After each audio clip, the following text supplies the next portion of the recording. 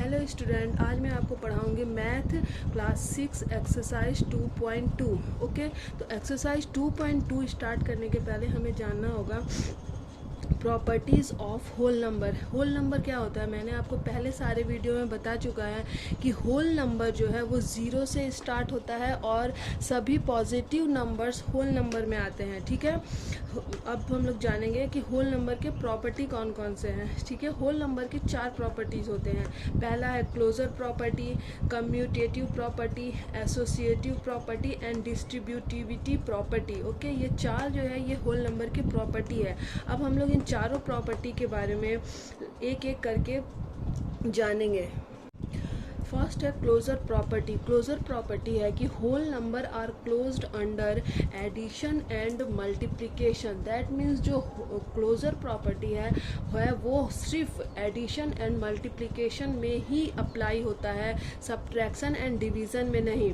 तो closure property क्या है? क्लोजर प्रॉपर्टी है कि अगर हम लोग दो होल नंबर को ऐड करते हैं तो जो आंसर आता है वो भी एक होल नंबर ही होता है। फॉर एग्जाम्पल, अगर हम लोग 2 + 3 ऐड कर रहे हैं तो आंसर क्या है? 5, and 5 is also a whole number.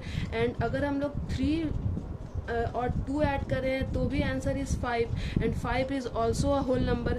This is property of addition. ठीक है, और मल्टीप्लिकेशन, मल्टीप्लिकेशन भी यही है कि अगर हम लोग दो होल नंबर को मल्टीप्लाई करते हैं तो we get a whole number. जैसे 4 × 5 क्या हुआ? 20, एंड 20 अ होल नंबर। ठीक है, 6 × 7 is 42 and 42 is also a whole number. इसलिए ये जो क्लोजर प्रॉपर्टी है होल नंबर का वो सिर्फ एडिशन और मल्टीप्लिकेशन में ही अप्लाई किया जाता है।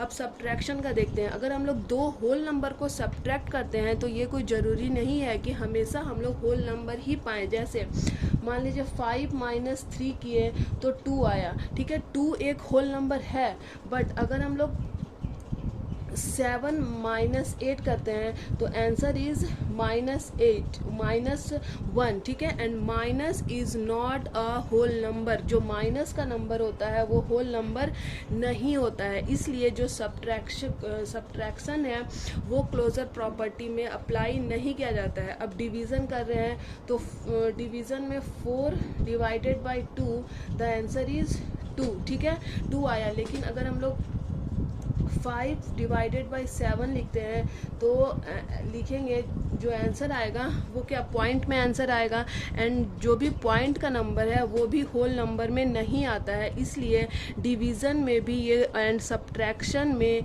ये क्लोजर प्रॉपर्टी अप्लाई नहीं किया जाता है।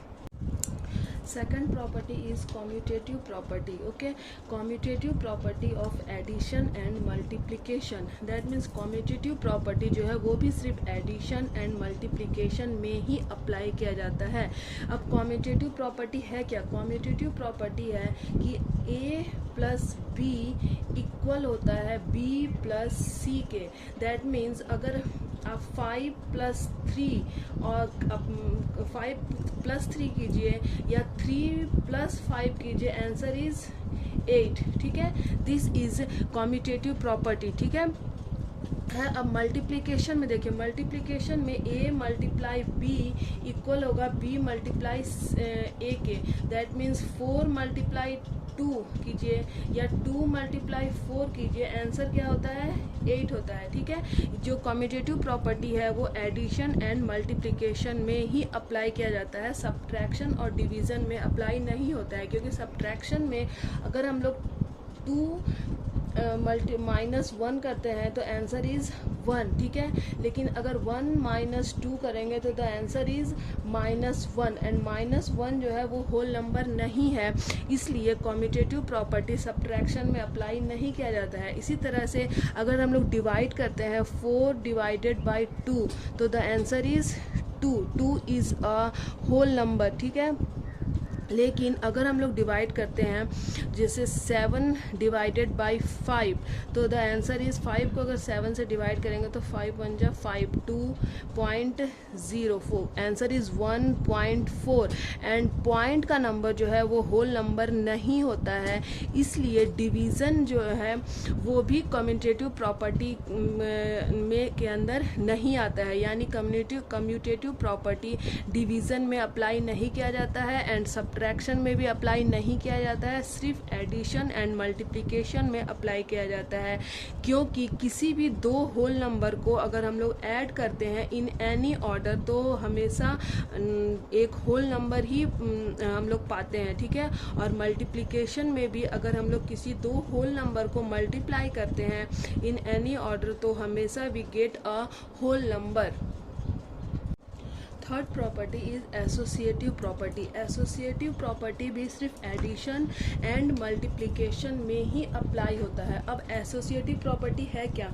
एसोसिएटिव प्रॉपर्टी है कि अगर हम a प्लस ब्रैकेट में b प्लस सी को प्लस करेंगे तो a प्लस b को अगर हम ब्रैकेट में लेंगे और c को बाहर रखेंगे तो आंसर सेम आएगा। इसे हम लोग इस तरह से लिख सकते हैं, जैसे हम लोग a की जगह पर लिखते हैं 2 प्लस 3 प्लस 5, ठीक है।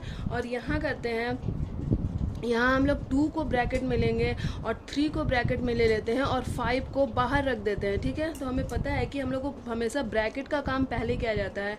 तो 2 प्लस 3 प्लस 5 8 इक्वल टू क्या होता है 10, ठीक है। और यहाँ अगर हम लोग लेते हैं ये ब्रैकेट का काम करते हैं तो 3 प्लस 2 हुआ 5 प्लस 5 इक्वल टू 10, ठीक है। यानी एडिशन में अगर हम एक नंबर को बाहर रखते हैं और दो नंबर ब्रैकेट के अंदर रखते हैं और वो इक्वल होता है अगर हम दूसरे नंबर को बाहर रख के और जो दूसरे दो नंबर होते हैं उसे ब्रैकेट के अंदर रखकर प्लस करेंगे तो भी जो प्लस है वो इक्वल ही आता है। इसे कहते हैं एसोसिएटिव प्रॉपर्टी, ठीक है। और ये जो नंबर है ये होल नंबर है, इसलिए जो एसोसिएटिव प्रॉपर्टी है वो एडिशन में तो अप्लाई हुआ। अब मल्टीप्लिकेशन में देखते हैं। मल्टीप्लिकेशन में भी सेम एडिशन की तरह एक नंबर पहले बाहर रखेंगे और दो नंबर ब्रैकेट के अंदर रखेंगे, ठीक है।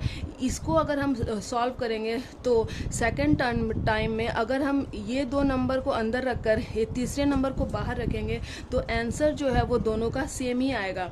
अब देखिए जैसे ये हम लोग लेते हैं 4 मल्टीप्लाई b के प्लेस पे लिए 5 मल्टीप्लाई 6, ओके। और यहाँ हम ए के प्लेस पे क्या लिए थे 4, तो 4 को अंदर रखते हैं और बी के प्लेस पे क्या है 5 को अंदर रखेंगे ब्रैकेट के और सी को बाहर रख देंगे। तो हम लोग जब सॉल्व करेंगे तो 4 मल्टीप्लाई 5 6 जा 30 इक्वल टू 4 5 जा 20 मल्टीप्लाई 6, ओके। तो आंसर है यहाँ आएगा 120 और इक्वल टू 6 2 जा 12 120। यानी जो मल्टीप्लिकेशन है उसमें भी एसोसिएटिव प्रॉपर्टी अप्लाई किया जाता है। इस तरह से अगर कोई भी डिजिट दिया रहे तो इसे हम कहते हैं associative property, okay. Associative property में अगर दो नंबर को ब्रैकेट के अंदर रखते हैं और एक बाहर, बाद में दूसरे दो नंबर को ब्रैकेट के अंदर रखेंगे और एक नंबर को बाहर, तो आंसर विल बी सेम और नंबर हमेशा होल नंबर ही आएगा। इसे कहते हैं एसोसिएटिव प्रॉपर्टी। लेकिन ये जो एसोसिएटिव प्रॉपर्टी है ये सब्ट्रैक्शन एंड डिवीज़न में अप्लाई नहीं किया जाता है। अब ये जो एसोसिएटिव प्रॉपर्टी है ये एसोसिएटिव प्रॉपर्टी सब्ट्रैक्शन और डिवीज़न में अप्लाई नहीं किया जाता है, क्योंकि एसोसिएटिव प्रॉपर्टी में अगर एक नंबर ए है माइनस ब्रैकेट में ले लिए बी माइनस सी इक्वल नहीं होगा अगर हम ए माइनस बी को ब्रैकेट में लेते हैं और सी को बाहर रखते हैं। तो अब देखिए ए के प्लेस पे ले लिए 4, ठीक है, माइनस बी के प्लेस पे है 5 माइनस 3 इक्वल नहीं होगा अगर हम 4 माइनस 5 को ब्रैकेट में लेंगे और माइनस 3 करते हैं तो 5 माइनस 3 हुआ 2, ओके। और यहाँ 4 माइनस 5 होगा -1 एंड -3, तो 4 में से अगर 2 को माइनस करेंगे तो आंसर इज 2, लेकिन -1 और -3 को अगर सॉल्व करते हैं तो आंसर आता है, पहले भी हम आपको बता चुके हैं कि माइनस माइनस करते प्लस है, ठीक है, और साइन माइनस का आता है तो आंसर आता है -4। तो एसोसिएटिव प्रॉपर्टी में अगर हम सब्ट्रैक्शन करते हैं तो दोनों साइड इक्वल नहीं होता है, इसलिए जो एसोसिएटिव प्रॉपर्टी है वो सब्ट्रैक्शन में अप्लाई नहीं किया जाता है। उसी तरह associative property doesn't apply in division. Associative property division में भी अप्लाई नहीं किया जाता है। क्यों? तो जैसे ए है, ए को अभी बाहर रखे हैं, divided by B divided by C, ठीक है। बी एंड सी अभी ब्रैकेट में है, ये इक्वल नहीं होगा। ए और बी को अगर हम ब्रैकेट में रखते हैं और सी को बाहर रखते हैं तो ब्रैकेट के, अब देखिए ए के प्लेस पे ले लिए 8 डिवाइडेड बाई 4 और सी के प्लेस पे है 2, और यहाँ ये 4 और 2 ब्रैकेट के अंदर है, और इक्वल अगर हम 8 और 4 को ब्रैकेट के अंदर रखते हैं और 2 को बाहर रखेंगे तो जब हम इसे सॉल्व करेंगे तो आंसर आता है 4 और इधर का आंसर आता है 1, जो कि इक्वल नहीं है। इसलिए जो एसोसिएटिव प्रॉपर्टी है वो डिवीज़न में भी अप्लाई नहीं किया जाता है।